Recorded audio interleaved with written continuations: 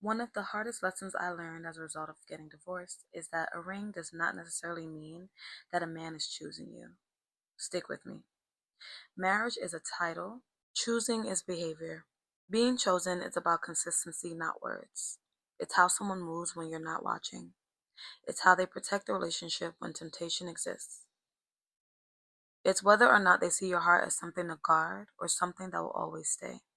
The way that I was carried in my relationship before we even got married, which was where I felt the most chosen, it felt as though this man mirrored my own capacity to carry myself and the standards I had for myself.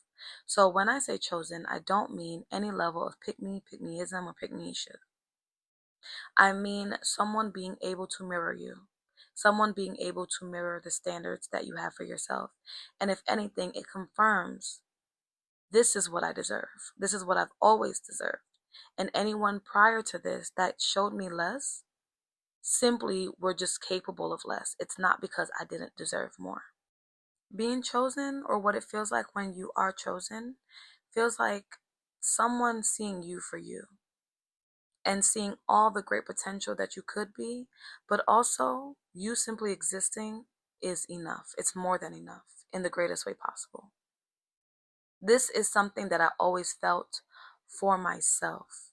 So when he came in and did the same things that I believed already to be true about myself, is when I was capable of choosing him back. When he was able to establish and illustrate, I see you completely and you are everything and then some. And I said, you know what? You're damn right. You you're damn right. Your mama taught you good. And because he was able to reflect back to me what I felt internally about myself is why I chose him. The cautionary tale is that when that begins to not feel like that anymore is where you should then bow out and where I did not. I continued to hold on to the early version of him. By the time we got married, I no longer felt chosen. I felt convenient. Convenience and commitment are clearly not the same thing. You can absolutely be in a marriage and not be actually committed to. Why? Because convenience is about when things are easy and when they're in alignment, when they make sense, regardless of it's because of family, because of optics, because whatever, right? But commitment is about the heart and the mind meeting and deciding I am going to show up as my best self even when it's not hard. In the beginning of a lot of relationships, a lot of people get together because it's easy. And that's completely understandable. It shouldn't be hard in the beginning. But your commitment is tested when things aren't easy anymore. And eventually, they aren't easy. Eventually, you have things to work through. Convenience is when someone stays because a relationship fits into their life, but they're not actively tending to it. Commitment will sound and look like being willing to talk the hard things out, being willing to revisit the past in order to have a better future, being willing to be honest. How are you really feeling? What are you really thinking? And hold space even when that makes us uncomfortable, to show up even when we disagree. Being unwilling to have expansive or extensive distance, whether that's emotional and or physical. Convenience is sugarcoating, it's avoidance, it's emotional autopilot, kind of just doing what you know works without trying anything different and or new. It's often sometimes someone is titled as the overthinker while the other person kind of just is, right? They're just present. And that's all of that I experienced between feeling chosen and not.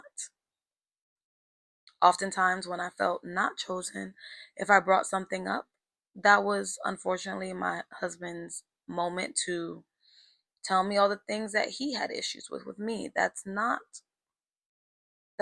showing up. That's not commitment. You're not holding space for my issues. You're balancing it out. Well, if you have issues, I have issues, and nothing gets resolved. There's no resolution oftentimes when you're not chosen, or at least feel that way. When you're no longer chosen, you start feeling alone in a relationship that technically still exists. You start grieving a partner. You start thinking about the way that they were in the beginning versus how things are now. You feel their emotional absence, even when you're physically present with them. It's confusing. You lack clarity.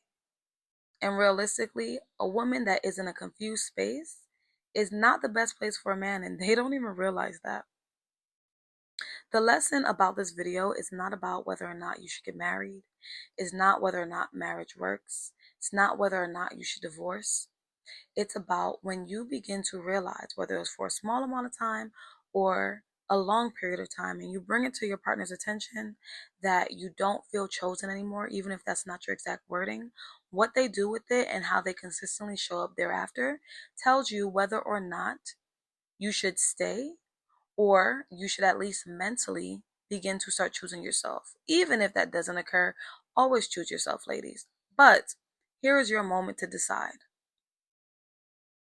The lesson is a title cannot replace emotional participation.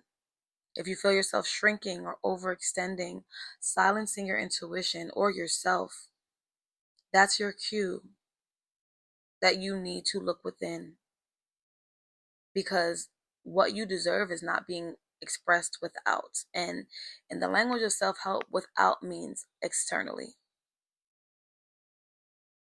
And when you choose yourself, sometimes it will save the relationship, because that person now remembers exactly who you were prior to all of this, before the overextending, before the settling, before compromising more than you should.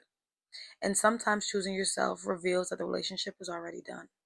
So I hope this video served as enlightenment, whether or not you are in the situation, whether or not you just watch to hear it and learn something. I'm a big believer in you don't actually have to be present in a problem to learn how to solve it. If you enjoyed this video, make sure you like, comment, and subscribe down below. Tell me what part stuck out to you the most. If you're experiencing anything like this, let me know down below. I am a licensed esthetician, and I used to do bridal makeup for 3 years. So if you like videos like this, let me know. I love you for watching.